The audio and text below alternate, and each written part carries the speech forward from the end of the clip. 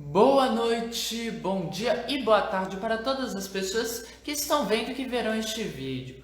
Bom, primeiramente, para você que nunca viu um vídeo meu, gostaria de lhe informar que para começar, isso aqui é uma live feita no Facebook.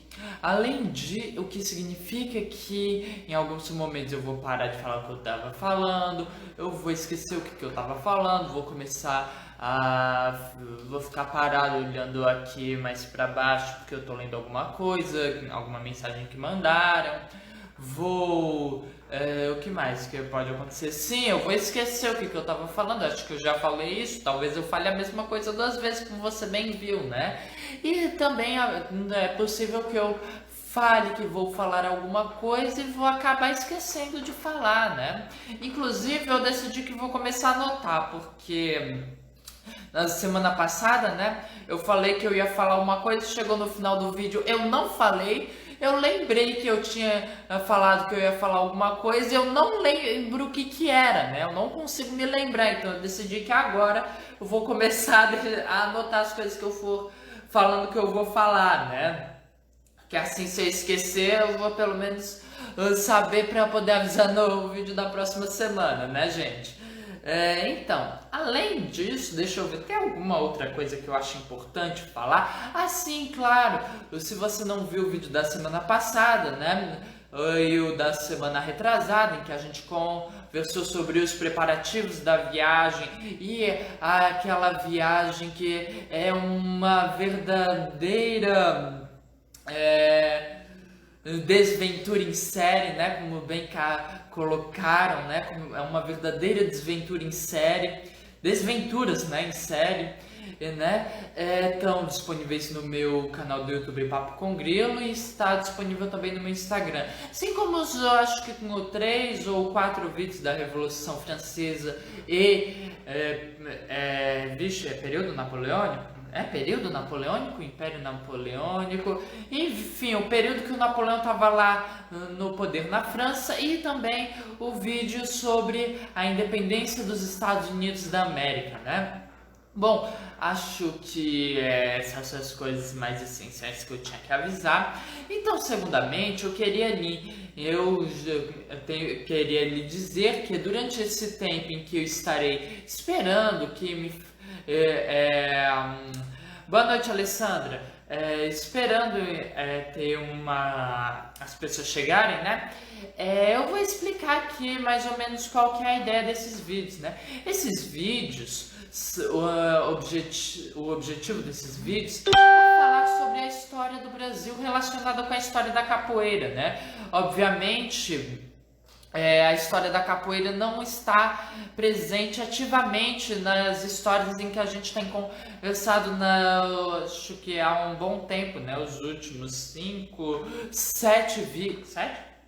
Nos últimos 7 vídeos, uma coisa sim, né? Obviamente, mas são eventos muito importantes na história do mundo e muito importantes na história do Brasil, porque como vocês verão, já previa Dom João VI que iria ocorrer a seguir, né? Eu não vou falar o que ele previu que iria acontecer a seguir, eu vou falar apenas no final do vídeo, né? Mas enfim, um evento, a chegada da família real é um marco na história do Brasil que muda tudo, né? Sobre este marco, né, que a gente está conversando. Mais especificamente, a gente vai conversar sobre o período joanino, né, que já me falaram que eu posso começar, então eu vou começar, né. O período joanino, o que foi? Deixa eu colocar aqui a música de fundo. O período joanino, na verdade, há uma divergência de opinião, né? Nem todos os historiadores consideram o período joanino como um período separado do período colonial. Boa noite, Manuel. Porque o que acontece? Talvez seja pelo fato de que história, como um estudo relevante, no Brasil pelo menos, começou só no século XX e foi perseguida durante todo o século XX, especialmente naquele período horroroso da ditadura militar, e é perseguido até hoje, né? A história é uma coisa assim que sofre perseguição até hoje aqui no Brasil, mas enfim, talvez seja por isso, talvez seja pelo fato da pouca quantidade de estudos, mas muitos historiadores não consideram o período joanino como um período separado do período colonial, né? Porque, de certa forma, o Brasil não era independente de Portugal, né? Então, muitos provavelmente entendem dessa forma. E que, pra mim, pelo menos, não faz muito sentido, porque se a gente for classificar assim, então, a gente teria que classificar como período colonial português indo até 1822, né, 7 de setembro de 1822. A partir desse momento, um período colonial anglo-francês, né, porque o Brasil foi colônia da França e da Inglaterra, economicamente, culturalmente falando, até mais ou menos lá 1945, né, com Vargas. E detalhe, os períodos entre a Primeira e a Segunda Guerra, a gente também tem um período colonial alemão, né? Nem todo mundo sabe, mas o Brasil politicamente militarmente era praticamente uma colônia da Alemanha, né, gente? E aí, com o Vargas, né, o Brasil deixou de ser uma colônia desses outros países e foi ser colônia dos Estados Unidos, um país, sim, claramente muito melhor, né? Afinal de contas, né? Um país nem um pouco xenofóbico, um país nem um pouco racista, né? Um país que que acredita na causa do meio ambiente, né? Um país muito melhor que a Inglaterra, a França, né? Enfim, né? E apesar do que dizem, né? Não, o Brasil nunca chegou a estar perto de ser uma colônia comunista da União Soviética, né? Ou uma colônia comunista da URSS, né? Enfim. Então eu acho que essa teria que ser a classificação da história do Brasil, né? Claramente, como a gente pode perceber por este governo atual, né? A gente ainda não deixou de ser colônia dos Estados Unidos, né? Talvez algum dia isso mude e a gente vá ser colônia de alguém melhor que os Estados Unidos. Afinal de contas, eu particularmente não acho muito difícil de arranjar alguém melhor, né? Tipo a França, que estava querendo defender a Amazônia, né? Que estava queimando, sabe? Mas enfim. Agora é o seguinte, gente. A gente está falando então deste período joanino, um período de 13 anos mais ou menos, em que o Brasil vai evoluir extraordinariamente, né? E para a gente saber como estava, para a gente poder determinar essa evolução, vamos falar o que era o Brasil antes de 1808, né? Para começar, estando falando de uma colônia, um local ignorante, onde a ciência é perseguida, onde a ciência era perseguida, onde a filosofia, as discussões filosóficas, literárias, políticas eram perseguidas, onde as religiões que não fossem a religião católica eram todas perseguidas. Enfim, gente, era um local de muita perseguição e muita ignorância, muito diferente do que é hoje, né? Era um local, assim, sendo um local onde as ciências eram perseguidas, obviamente, você pode esquecer qualquer ideia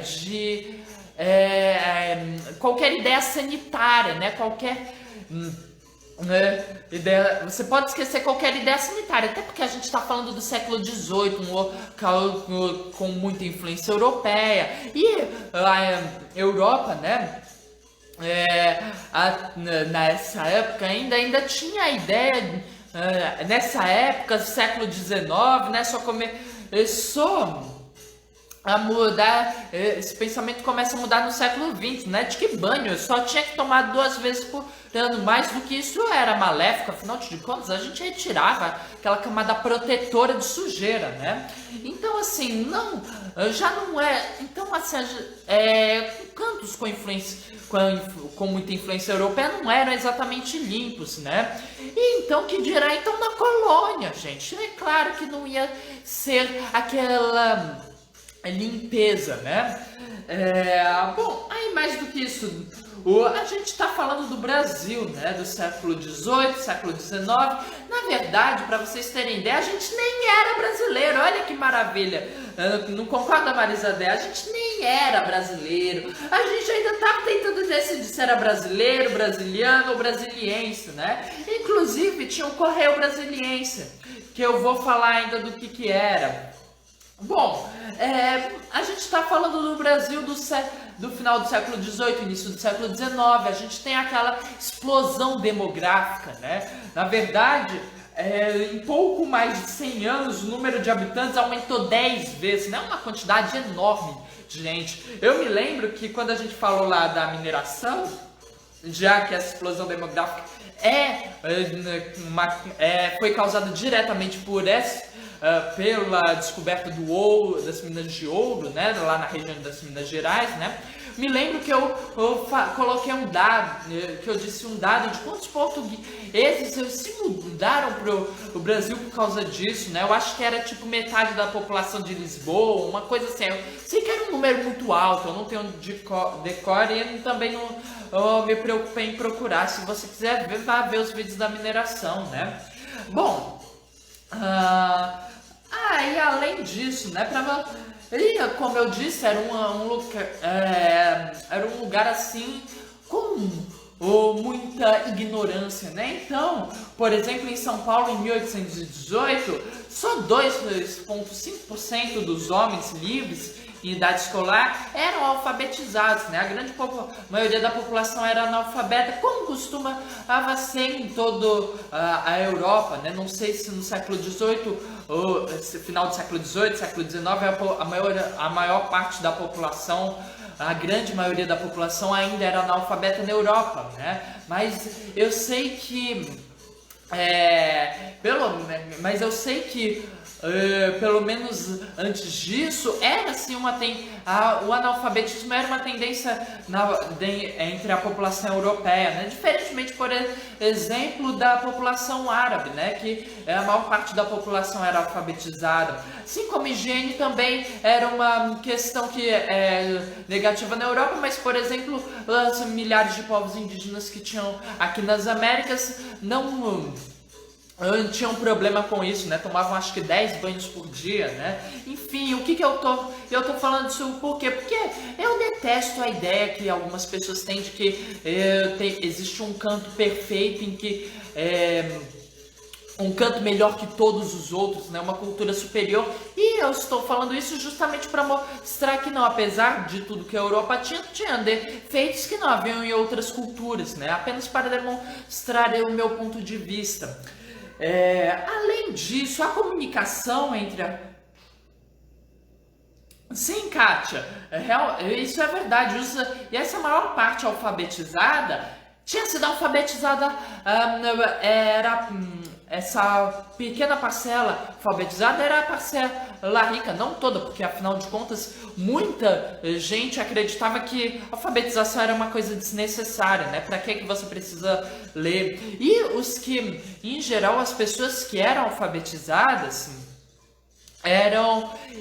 em geral, as pessoas que já eram alfabetizadas, elas iam para a Europa fazer faculdades, porque como a Marisabel está colocando, na Europa já tinha universidades. Na verdade, na Europa tem universidade desde a Idade Média, né? No Brasil não tinha universidade, né? Na verdade, universidade é uma coisa que surge no Brasil só no século XX. Cursos superiores vão começar a surgir aqui no século XIX. Mas isso aí não é uma tendência nas colônias não, porque na América Espanhola existe a universidade, acho que desde o século XVI, né? E claramente as universidades eram sim reservadas a poucos, né? Bom, enfim, mais do que essa extrema ignorância, a comunicação dentro da colônia era péssima, né? Quer dizer, eu dei aqui o exemplo quando a família real chega, né? Lá em Salvador, ninguém sabia que chegou, né? demoraram horas para serem recebidos, né? E eles só foram por alguém, né? Porque a população mesmo só recebe no dia seguinte a chegada, né? Mais do que isso, né? Por exemplo, no dia 15 de junho de 1801, chegou lá na província de São Pedro do Rio Grande, que é o atual estado do Rio Grande do Sul, a mensagem de que Portugal e Espanha estavam em guerra, né? E isso foi após 3 meses e 13 dias de viagem, né? Só que foi 9 dias depois que o confronto acabou. Então o que acontece? Só que eles não sabiam disso. Então acabou que o capitão de armas do Rio Grande, o Sebastião Xavier Veiga Cabral da Câmara, imediatamente declara guerra às colônias espanholas e aí acaba conquistando a área que fica lá, a região das Missões até o Rio Jaguarão, né? Então assim, isso aí é o nível da comunicação dentro da colônia, né?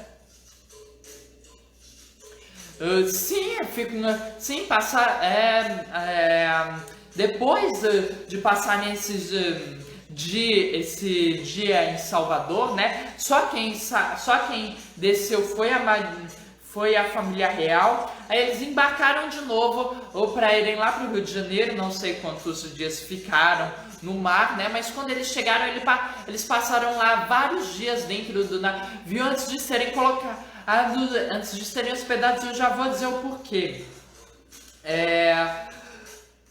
Bom, aí mais do que isso, a colônia, o Brasil, ele tinha uma configuração muito semelhante já ao que tinha hoje. Ele devia ser mais ou menos como está nessa imagem aqui que eu desenhei, né? Semana passada eu teria desenhado uma outra, mas eu não vou mentir, eu adoro essa história, né, do período joanino. E acabou que eu acabei me empolgando durante hoje, e aí quando eu vi já tinha dado 5 horas da noite, eu jurava que ainda era 3 horas da tarde, mas enfim.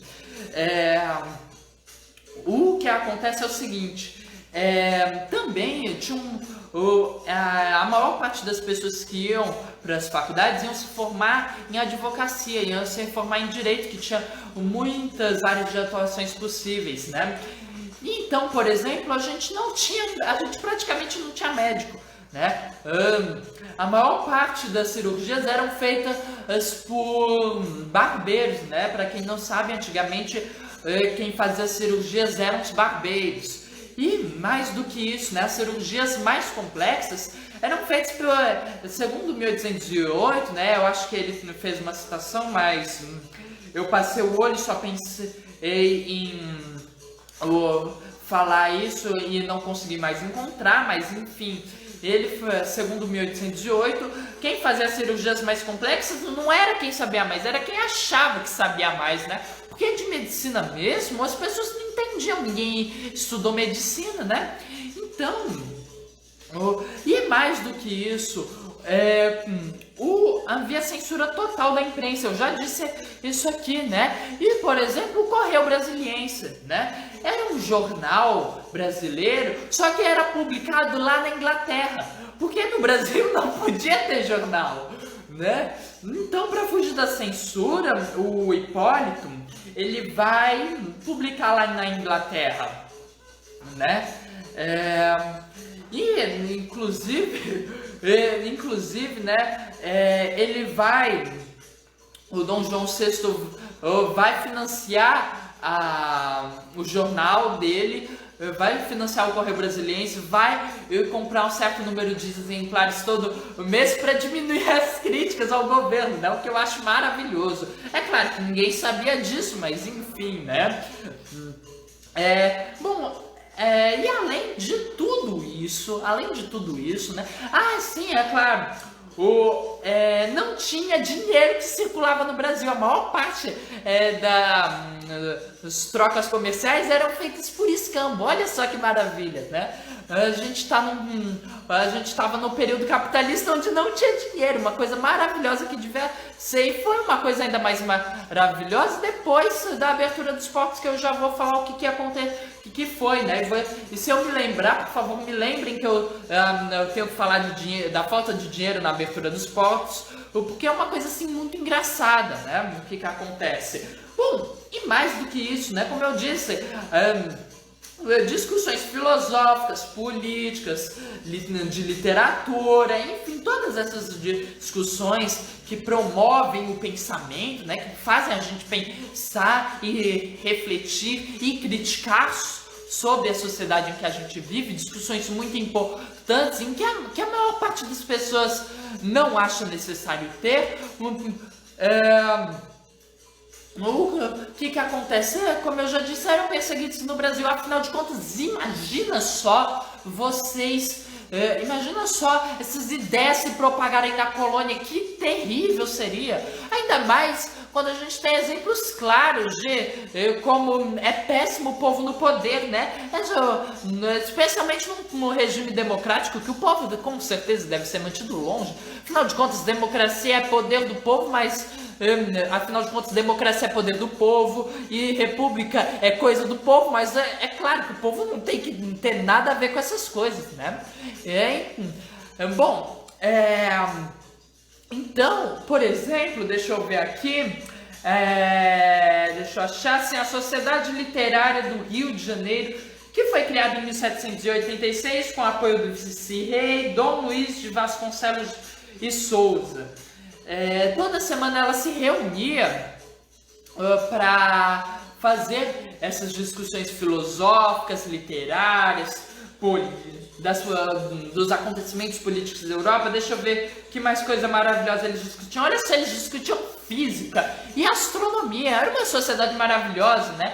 Maravilhosa demais. Então, o sucessor do Dom Luiz, o vice-rei conde de Rendezes, acabou com a sociedade. Afinal de contas, estavam tendo discussões maravilhosas demais, né? Um outro exemplo também teve um pesquisador alemão, né? Era Humboldt. Foi uma outra coisa que eu li, aí eu decidi colocar depois que eu perdi e não consegui mais encontrar, mas enfim, pelo que eu me lembro, ele meio que foi preso, ou por causa que ele pesquisava, né, lá na região da Amazônia, e ele estava propagando ideias que provavelmente eram muito ruins, né, para a manutenção da ordem, né. Sim, Marisabé, acho também muito legal essa ideia. E sei muito bem que não era uma democracia, mas enfim, é apenas uma crítica aos regimes democráticos em geral desse tempo, né, que excluíam o povo, inclusive o regime democrático brasileiro, que eu provavelmente vou falar isso de novo, mas que o regime democrático brasileiro, ele era de início um regime censitário, e antes de ser feita a democracia no Brasil, concluíram que o povo brasileiro não estava preparado para a democracia, portanto o povo brasileiro não devia ter acesso à política, né? Coisas muito certas quando a gente pega o que é democracia e o que é república, né? Obviamente. Mas enfim, e além do mais, política, né? Política é uma ideia grega de tudo aquilo que tem a ver com a polis, né? E a polis, para quem não sabe, era o nome das cidades, em grego, né? Polis. E sendo assim, se é tudo aquilo que tem a ver com a polis, é tudo aquilo que tem a ver comigo, ou com você, com todo mundo que vive na polis. E portanto é uma coisa que todo mundo devia ter o direito de discutir, opinar, criticar e participar, né? Mas que é uma coisa que não foi feita durante toda a história da humanidade praticamente, e em especial naquelas em que o conceito de política era um conceito utilizado, né? Tipo no Brasil, né? Em que se fazia a política no Brasil como colônia e como Reino Unido, enfim, né? Mas que as pessoas não tinham direito de de participar, né? E quando eu digo pessoas, obviamente, eu tô falando da maior parte das pessoas, não aquele número ridiculamente reduzido das pessoas que participavam, né? E mais do que isso, né? A corte portuguesa não foi parar em qualquer canto do Brasil. Não, ela foi parar lá no Rio de Janeiro, né? E o Rio de Janeiro, que já era capital administrativa do Brasil, né? Era um local muito úmido, quente, né? Então, assim, já não é um ambiente lá confortável para um europeu acostumado com um clima temperado, né? E aí, mais do que isso, além disso, também era uma cidade imunda, incluindo dentro das casas, né? Os viajantes em geral relatam que você olhava assim a cidade chegando e você achava que era uma coisa maravilhosa, muito linda, com aquelas casinhas tudo legal, né? E aí chegava e você via que não, era uma imundície, você ia pra dentro da casa, mas você olhava assim as casas pareciam limpas por causa da cal, né? Você entrava e tava imundo do mesmo jeito, né? E aí, mais do que isso, né? As ruas eram aquelas coisas que, apesar de parecerem retas, né? Enfim, ruas retas, né? Ruas ideais, né? Eram ruas extremamente estreitas, né? E além de, claro, de as ruas serem tudo imundas, né? E a mais do que isso, as pessoas, elas não tinham bons modos, né? Pelo menos bons modos na perspectiva dos portugueses. Pera aí que eu já vou explicar o que eu quero dizer, o que era isso, porque... Pera. Aqui, deixa eu ler isso aqui.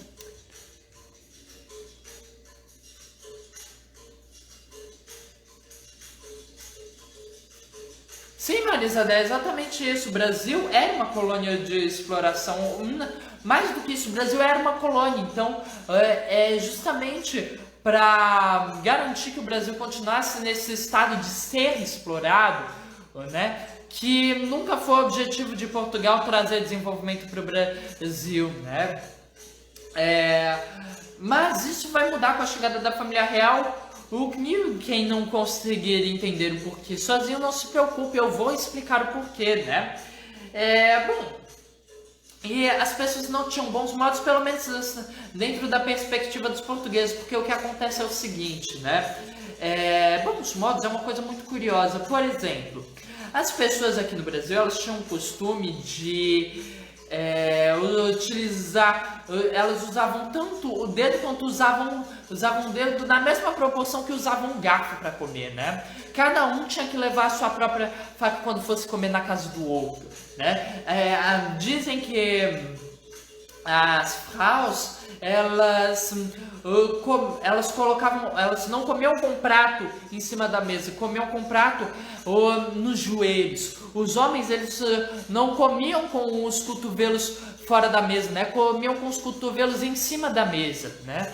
Entre várias outras coisas, né? E mais do que isso, as pessoas, elas tinham o costume de pegar a comida do prato do vizinho com a mão, né? E isso, dentro de uma perspectiva europeia, pode ser pura falta de modos, né? Mas dentro da perspectiva brasileira, não era. Aquilo era o normal. Inclusive, você pegar a comida do prato do vizinho com as suas mãos era a maior prova que você podia dar de que você gostava da pessoa, né? Você não pegava a comida do prato de alguém que você não gostava, né?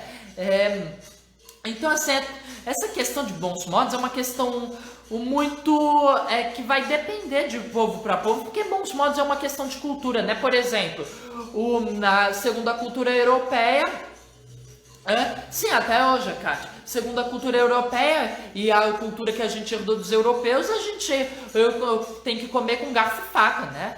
Mas, por exemplo, na cultura japonesa, chinesa, entre outras, se utiliza aqueles palitinhos que eu tenho quase certeza que o nome deve ser hashi, uma coisa assim, ou pelo menos em japonês eu tenho certeza que se chama hashi, mas enfim, se não for eu também não falo japonês, né?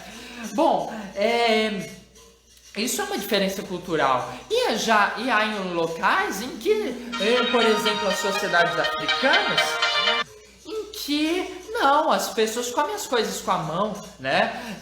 Isso não é errado ou não é certo, é uma questão de cultura. E que, sinceramente, é uma coisa que eu particularmente acho muito interessante, afinal de contas, quem foi o cara que teve a ideia de comer a coisa com palito ou com garfo, enfim, né?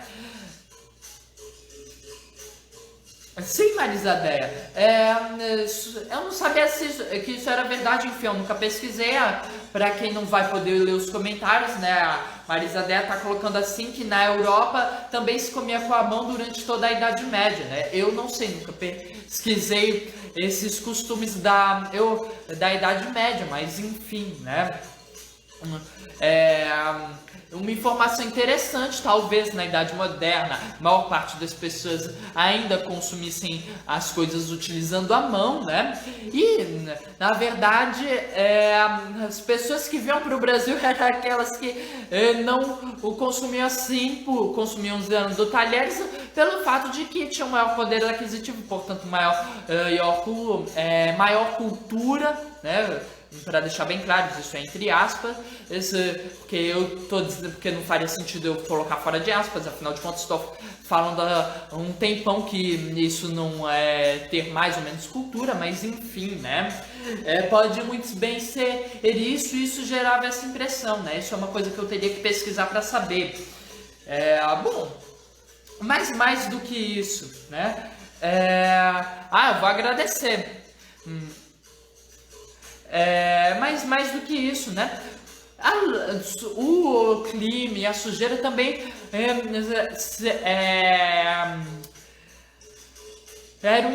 proporcionava um ambiente perfeito para a proliferação de várias doenças, como tuberculose, disenteria, elefantíase, né? Variola nem tanto, porque começou a ser utilizada a vacina, né?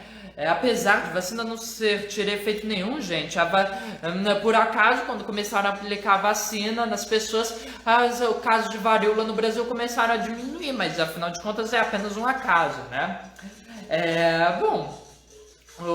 E mais do que isso, a população E mais do que isso, né? Em 1794 aconteceu a Revolução Haitiana, né? Onde basicamente, nunca li muito sobre, mas pelo que eu sei, basicamente os escravos e talvez uma parcela da população livre se revoltaram e decidiram matar os senhores de escravos e fundaram uma república, né? E no caso o Brasil, no Brasil essa população dominante, essa população dita branca dominante representava menos de 1/3, né? Então assim, era um clima, havia esse clima de desespero, né? Bom, e aí é nesse canto em que a corte do Dom João VI vai chegar. O Dom João VI, estando aqui no Brasil, ele vai ter que mudar muitas coisas, né? Vai ter umas coisas tipo, no Rio de Janeiro, ele vai ordenar mudar todas as faixas das casas, porque eram construídas meio que num estilo mourisco, né, as partes das janelas, né? Então eram meio que tudo tampadas, né? E ficava só aqueles losangos, sabe? E pra fora isso deixava muito quente, muito abafado e não era muito agradável para eles, então e aí o Dom João VI consequentemente não gostou muito e mandou trocar tudo. Não quebrou nada, foi só uma coisa que caiu. uma coisa que já estava quebrada, então enfim. Bom, vai ter coisas assim, mas vai ter coisas muito importantes, né? Mas para começar, antes de falarmos das coisas muito importantes, a gente tem que falar do seguinte, eles chegaram aqui no Brasil, né? Eles chegaram lá no Rio de Janeiro, só que nos poucos meses em que a corte chegou, né, não tinha como ter construído casa para todo mundo. Então, consequentemente, não tinha lugar para ninguém ficar. E obviamente, que a corte portuguesa não podia ficar morando naqueles navios, né? Então, o que aconteceu? Depois de serem celebradas as festas, ser feito lá o Tedeu na catedral, aquela cerimônia do beijamão, toda aquela alegria, o que fizeram? Deixa eu ver aqui quem foi que fez. O Conde dos Arcos ordenou a criação do sistema de aposentadorias. Olha só que nome bonito, né? Sabe o que era? No nobre ia lá, requisitava uma casa que ele escolhesse, e aí a casa era marcada com as letras PR, e a pessoa que morava era posta pra fora. Teoricamente a pessoa recebia um aluguel, mas assim, nem todos os casos. Por exemplo, o patrão por exemplo, o Conde de Belmonte apoderou-se da casa construída pelo patrão Mor do Porto, né? E que ele tinha acabado de construir, a casa nunca tinha sido habitada. E o Conde morou lá por 10 anos. E toda a família do Capitão Mor do Porto teve que morar numa casa minúscula, né? Pelo menos proporcionalmente para a família, segundo o que o 1808 descreve, ao lado da mansão do cara, né? E ele não recebeu aluguel. Além disso, esse conde teve a coragem de nunca pagar o aluguel, né? Olha ele, que coisa maravilhosa. E aí, sobre as letras PRs, você pode escolher o que é que significa. Você pode escolher príncipe regente, que é o que os caras disseram que significava, ou pode escolher o que o povo concluiu que realmente significava, né? O que o povo concluiu. Ponha-se na rua! Olha, exatamente, Gisele, leve abuso de autoridade, afinal de contas, né? Nada como uma monarquia absoluta numa colônia, né? Bom, e aí, além das questões da moradia, também tinha que comer, né? Porque essa é a parte chata de seres humanos. Eles, além de ter que morar em algum canto, tem que comer também, né? E aí, olha só. Não mudou muito não, Kátia. E aí, olha só. Foi estimado que no ano de 1820, a coroa gastou 900 contos de réis anuais. 900 contos de réis dão 50 milhões de reais por comida? Não, só nas aves e nos ovos, né? Só 50 milhões de reais anual no ano inteiro, né? Para comprar aves e ovos, né? E para vocês terem uma ideia, além disso significar mais imposto, aquilo que o povo adora, né? Então, por ordem do administrador da Alxaria Real, todas as galinhas do Rio de Janeiro passaram a ser compradas prioritariamente pelos agentes reais, né? E aí, mais do que isso, né? Os funcionários passaram também a vender, os funcionários da Dispensa Real passaram a vender, né, as galinhas com um preço maior do que era para elas, do que elas custavam no mercado, né?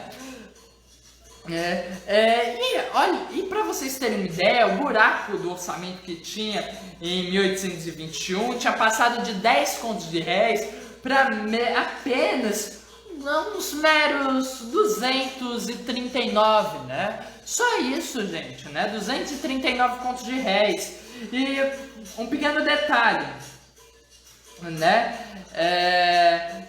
900 contos de réis são 50 milhões, eu não fiz o cálculo, mas Enfim, suponho que por esses números qualquer um consegue observar que não era pouca coisa, né? Esse rombo no orçamento, né? Ou seja, eles estavam gastando 239 contos de réis a mais do que podiam gastar, né? De onde é que eles tiravam esse dinheiro? Da Inglaterra, né? Eles pegavam empréstimos com a Inglaterra, né? Uma atitude maravilhosa, né? E esse empréstimo vai ser muito importante para a independência do Brasil no futuro, como vocês verão, e para a nossa dívida, que e para a dívida eterna que o Brasil tem. A dívida do Brasil começa com essa dívida de Portugal, né? Bom, e aí, de onde vem o dinheiro? Além da Inglaterra, né? O Dom João VI, ele passou como é que se fala? A distribuir títulos de nobreza para os brasileiros ricos, porque afinal de contas muitas pessoas saíam de Portugal, vinham para o Brasil e enriqueciam, muitas pessoas eram do Brasil e enriqueciam, muitas pessoas nasciam ricas mesmo, né? E tinham muito mais dinheiro que a maior parte dos nobres portugueses, né? Então, o Dom João VI, para conseguir apoio, conseguir dinheiro, conseguir acionistas para o recém-fundado Banco do Brasil, para o recém-fundado Banco do Brasil, né? Ele passou a distribuir esses títulos de nobreza entre outras coisas, né? Eu não sei como é que os nomes para essa classe de coisas, mas enfim, vou falar quais são mesmo, então não importa. O importante é que em toda a história de Portugal, do século XII até o século XVIII, ou seja, acho que uns 600 anos, né? Havia sido computado 16 marqueses, 26 condes, 8 viscondes e 4 barões. Ao chegar no Brasil, Dom João ele criou 28 marqueses, 8 condes, 16 viscondes e 4 barões. Ele também distribuiu 4.048 insígnias de cavaleiros, comendadores e grão-cruzes da Ordem de Cristo, né? E detalhe, ele deu essas coisas pra gente que às vezes nunca tinha montado cavalo na vida, né? Detalhe, cavaleiro não é à toa que se parece com cavalo, né? Cavaleiro é o cara que monta no cavalo. Né? E essa Gran Cruz da Ordem de Cristo, né? Deu pra gente que sequer sabia, às vezes, os princípios básicos do cristianismo, né? Mas enfim, exatamente, Kátia, saiu vendendo os títulos, né? Em troca desse apoio.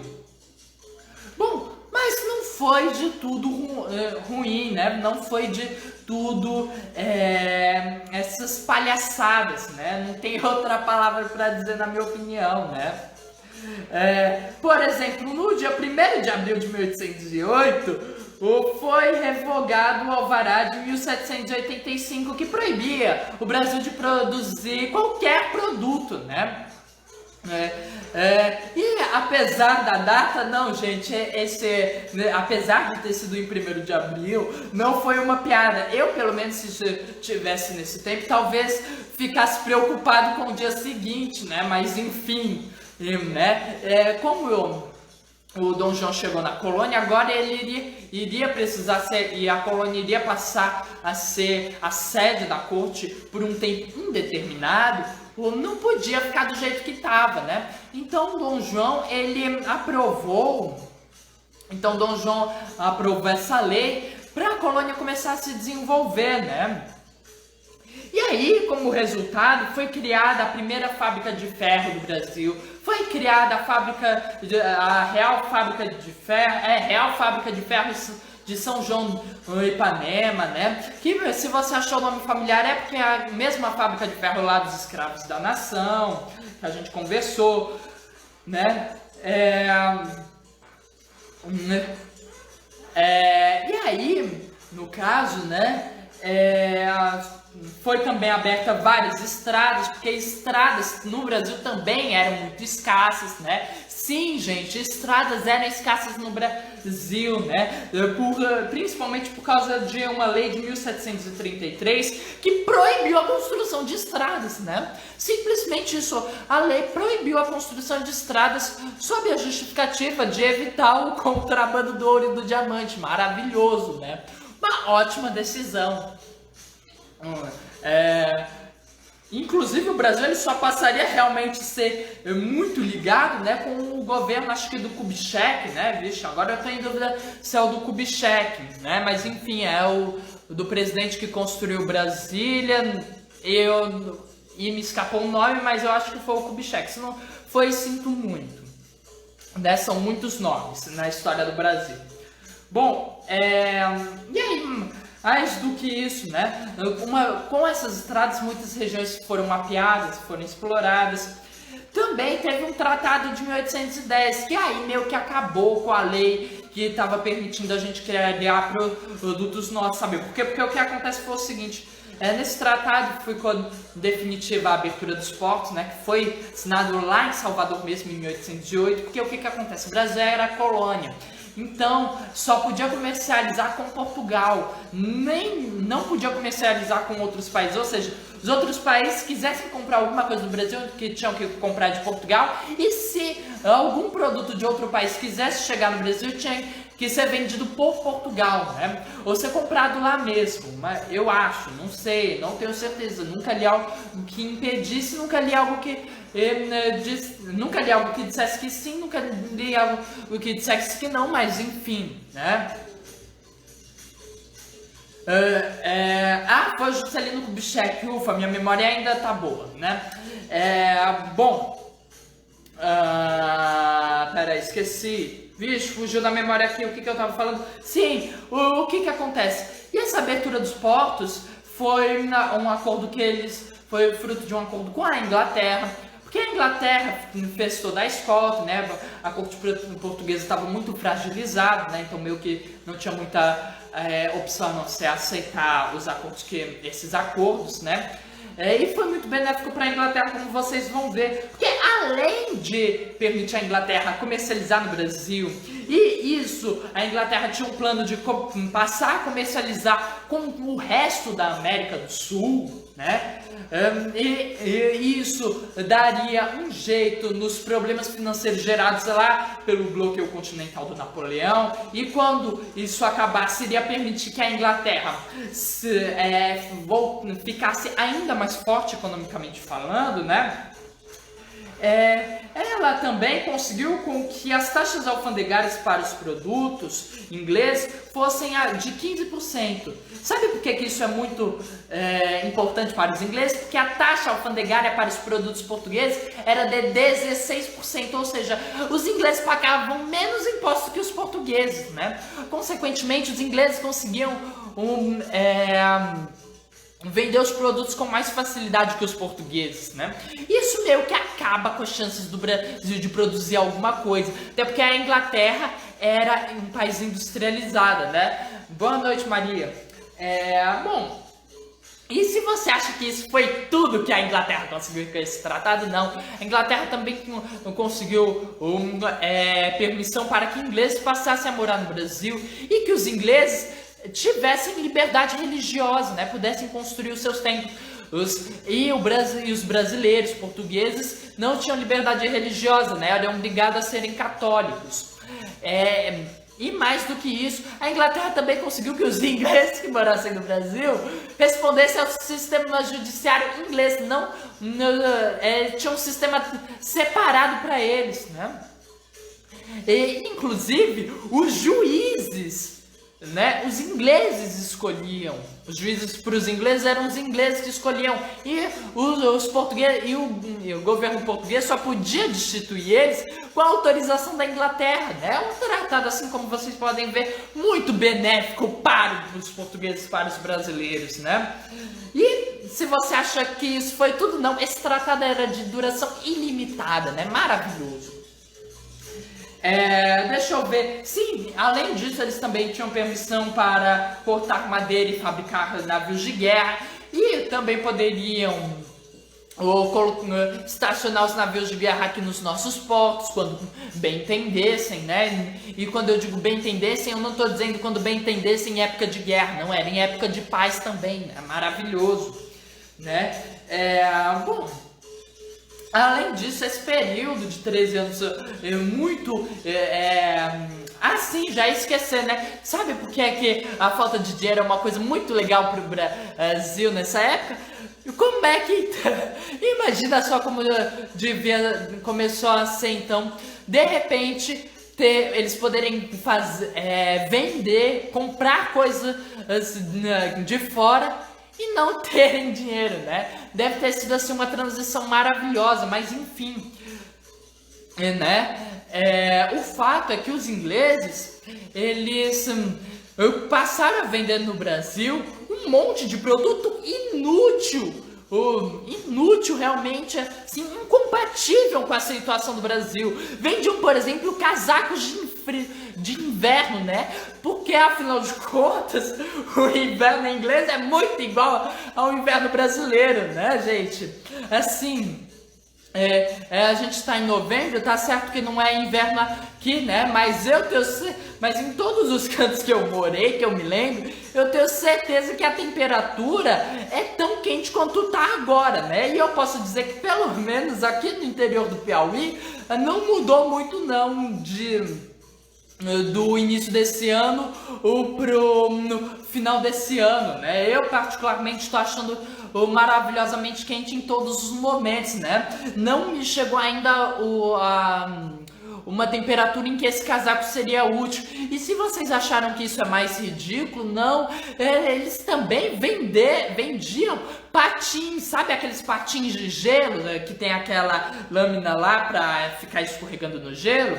Então eles vendiam isso também.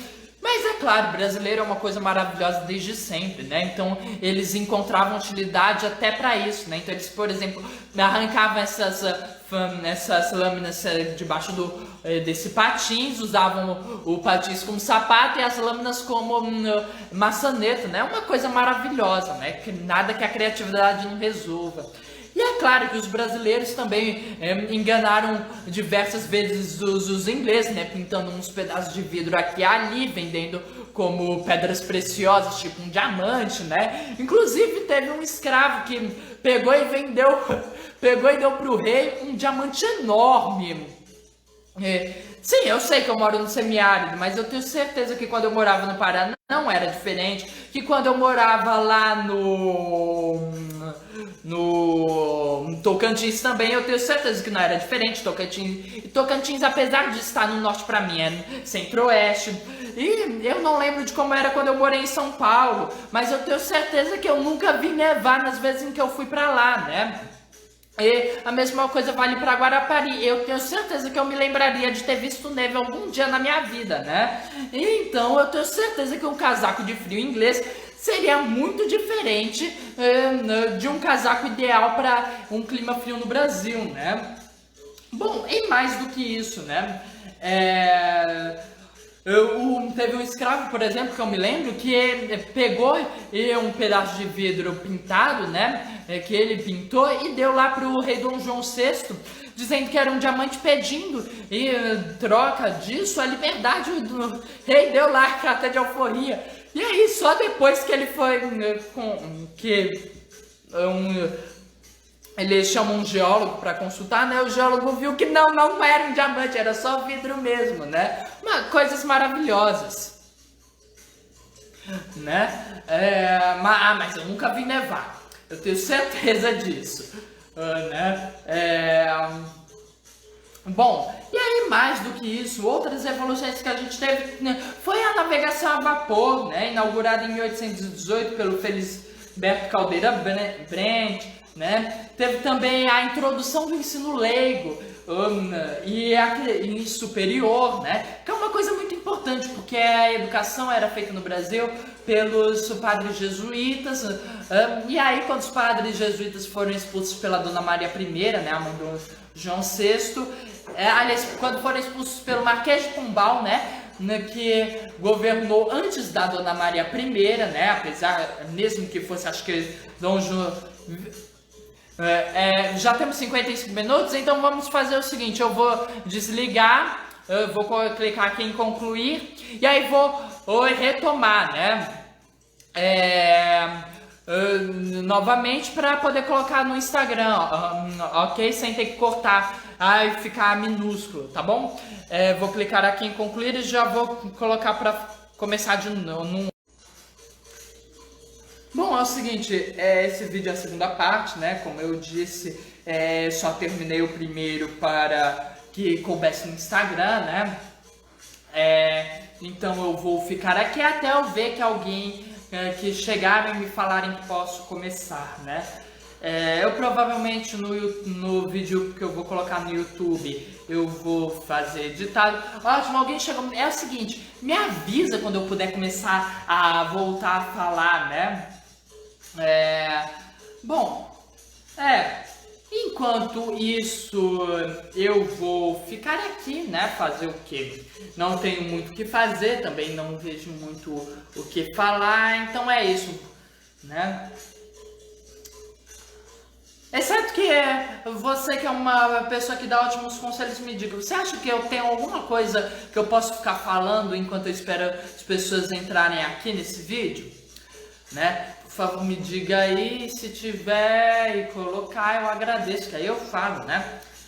Porque, enfim, provavelmente, né? Então, se você estiver vendo pelo Instagram, pelo YouTube, pode passar aí, né? Porque, afinal de contas, eu não tenho o que falar, né? Se bem que, sei lá. Bom, tem 3 pessoas, né? Tinham 8, então vou... quando você olha... eu acho que tem 3 pessoas, eu não sei. Eu sei que tem um olho aqui com o número 3, não sei se isso é o número de pessoas. Agora tenho 2, eu espero que não seja o número de pessoas. Ok, vou continuar então. É o seguinte... A Dona Maria I Marquesa de Pombal, sim, a educação toda era feita pelos padres jesuítas que o Marquês de Pombal expulsou, né? Então, durante um período, o Brasil simplesmente não vai ter sistema de educação, né? Então, esse sistema de educação leigo e superior vai ser muito importante, né?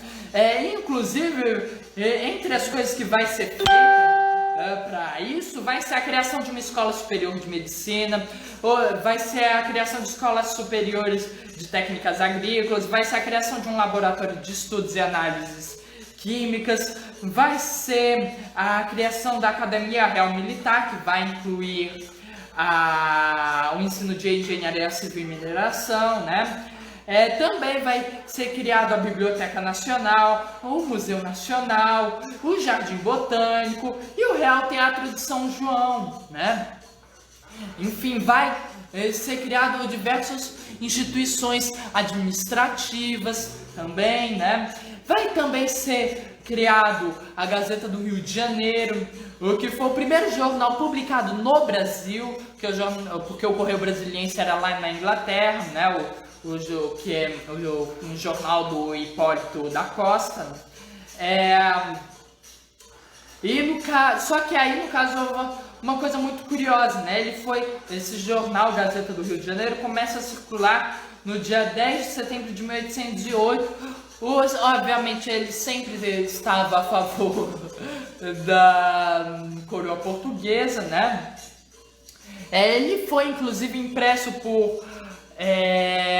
ele inclusive foi impresso pelas máquinas encaixotadas novinhas, encaixotadas lá na Inglaterra, ainda encaixotadas que chegaram no Brasil, né? Trazidas lá junto com a corte, né? Só que assim, segundo o Hipólito da Costa, que é o fundador do Correio Brasiliense, esse papel de boa qualidade usado pela Gazeta do Rio de Janeiro teria sido melhor usado se tivesse sido usado para embrulhar manteiga, né? Olha só, porque a escrita era horrível, né? Porque o conteúdo era péssimo, né? E aí, no caso, Uma outra evolução para o Brasil, em 16 de dezembro de 1815, que vai ser o aniversário da Rainha Dona Maria I, o Brasil vai ser elevado à condição de Reino Unido a Portugal e Algarves, né? Olha que maravilha! O Brasil deixa oficialmente de ser uma colônia e mais, o Rio de Janeiro passa a ser oficialmente a sede oficial da coroa, né? Então, assim, é realmente uma mudança muito grande. Isso aí, na verdade, foi muito por causa da necessidade do governo português de ter voz no Congresso de Viena. Porque o Congresso de Viena foi um congresso feito para reorganizar a Europa. Foi um congresso feito para reorganizar a Europa politicamente após a queda do Napoleão Bonaparte, né? E meio que assim, meio que não dava, né? Imagino que não estavam dando muita voz para os portugueses, porque afinal de contas eles estavam a corte portuguesa estava numa colônia, né? Enfim, eu não sei porque eu nunca pesquisei o Congresso de Viena. É Congresso de Viena ou estou confundindo os congressos? Agora eu fiquei em dúvida. Cadê? Eu anotei em algum canto. Cadê? É Congresso de Viena, né? Acho que o Congresso de Versalhes, então não é o Congresso de Versalhes. O Congresso de Versalhes eu acho que então é no final da Primeira Guerra. Bom, enfim. Então, deixa eu ver, sim, eu imagino que tenha sido por causa disso, né? Mas eu não sei porque eu nunca pesquisei sobre o Congresso de Viena. E é claro, também o Dom João VI ele vai fazer uma reforma civilizatória, né? Porque o Brasil estava precisando de uma, né? Um país assim sem cultura na perspectiva dele, né? Então o que ele fez? Ele contratou aquela maravilhosa missão artística francesa que vai vir um maravilhoso Debré, né? Sobre quem eu falei que a gente vai falar e a gente vai falar ainda. Só que depois que a gente falar da independência do Brasil, né? Deixa eu ver aqui o que mais. Sim, e além dessa missão artística francesa, e que por acaso o objetivo dela era oficialmente criar uma academia de belas artes no Brasil. Objetivo que nunca saiu no papel porque a gente está no Brasil, né? Inclusive, a maior parte dos projetos da missão artística francesa, arquitetônicos, não saíram no papel também, né? Porque afinal de contas, para que a gente precisa de arte, né? Isso é uma perda de tempo, né? Mais do que isso, né? Também foram organizados diversas orquestras na Capela Real, no Teatro de São João, que havia sido recém-inaugurado, né? Que era um dos eventos que a corte mais adorava, né? Participar. Era uma das formas de arte que a corte mais adorava, era a música.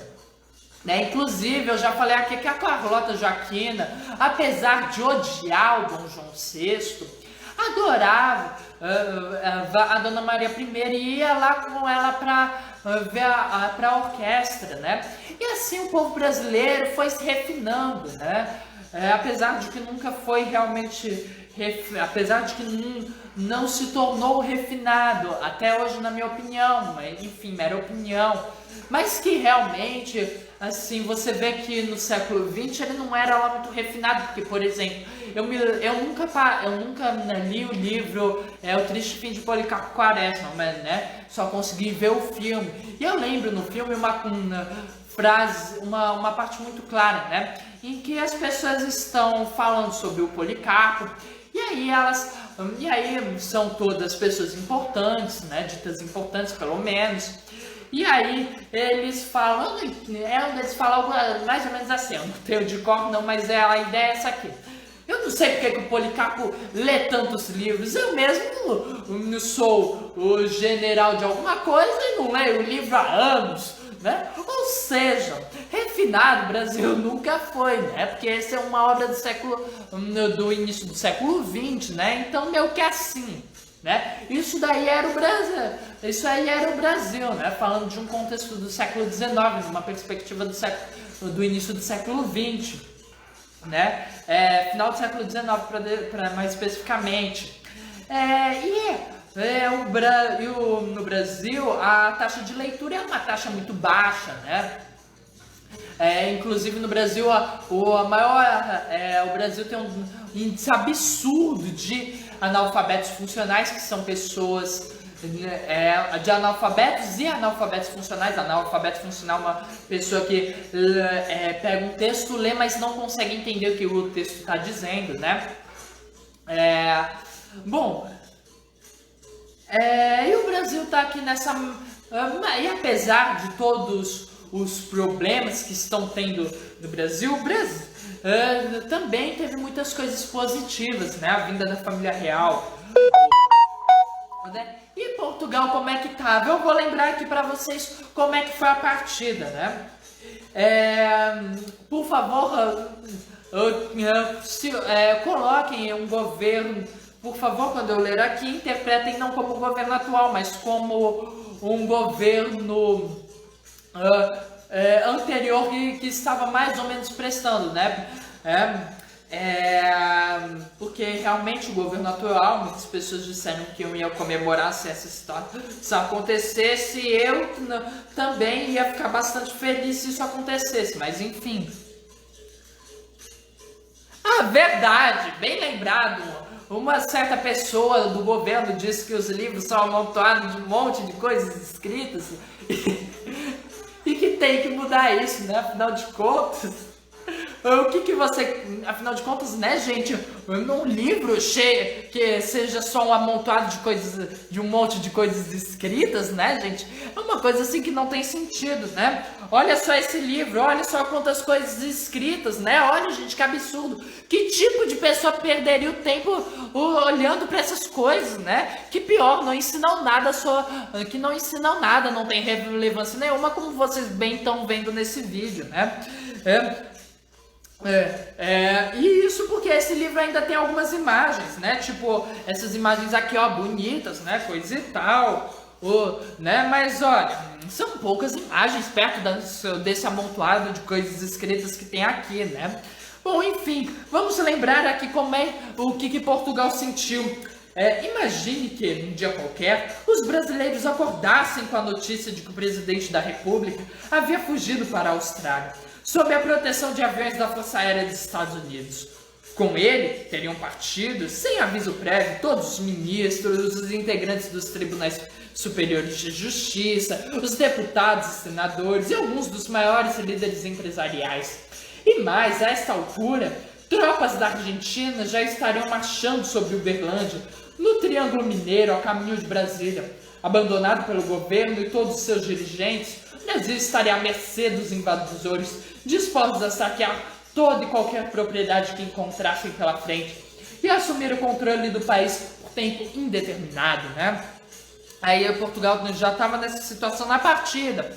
E aí depois fica o seguinte, depois o livro vai colocar maravilhosamente o seguinte: abandonado à própria sorte, Portugal viveria os piores anos de sua história. Nos 7 anos seguintes, mais de 500 mil de portugueses fugiriam do país, pereceriam de fome ou tombariam nos campos de batalha numa sequência de confrontos que se tornaria conhecida como a Guerra Peninsular, né?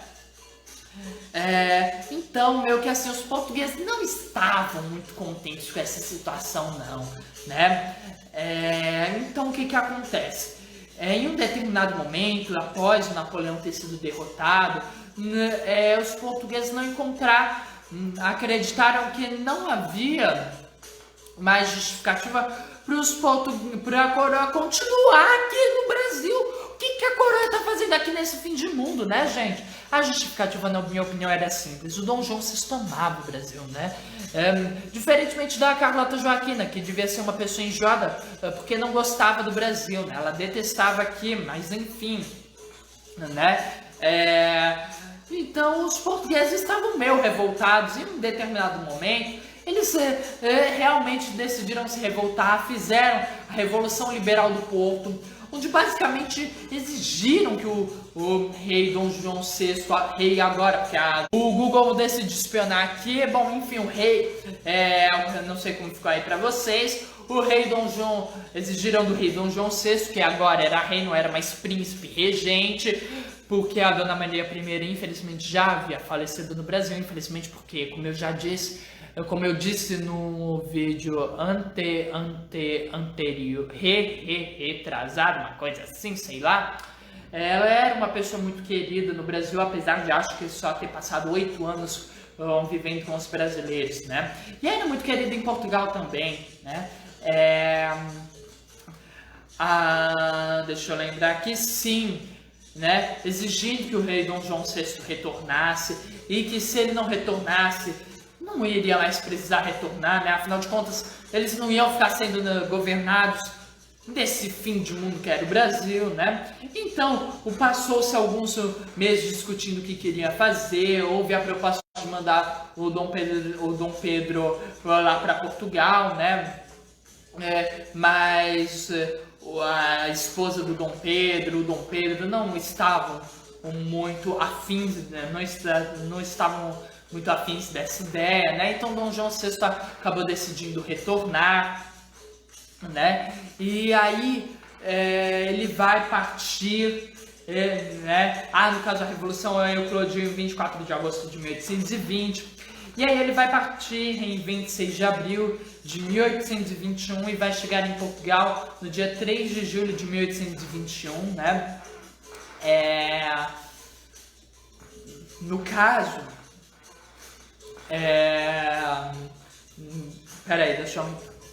no caso, quando ele chegar lá, vai ser feita uma assembleia para ser criada uma constituição para Portugal, né? Entre outras decisões que não interessam muito, porque a gente vai estar saindo do Brasil, apesar de o Brasil ser ainda influenciado por mais ou menos um ano, né? Não sei se exatamente um ano, se é menos, se é um pouco mais, mas enfim, teria que contar os meses, né? Mas enfim, o Dom João VI diria antes de partir o seguinte ao seu filho: Pedro, se o Brasil se separar, antes seja para ti que me hás de respeitar, que para algum desses aventureiros, né? Porque o Dom João VI já sabia o que iria acontecer com o Brasil. Algo que eu irei explicar na próxima semana, né? Bom, então é só isso mesmo. Até a próxima semana. Deixa eu lembrar que sim, os 2 vídeos estarão no YouTube dentro de uns 15 minutos. E logo em seguida irei colocar no Instagram. E até a próxima semana, pessoal. Era só isso mesmo.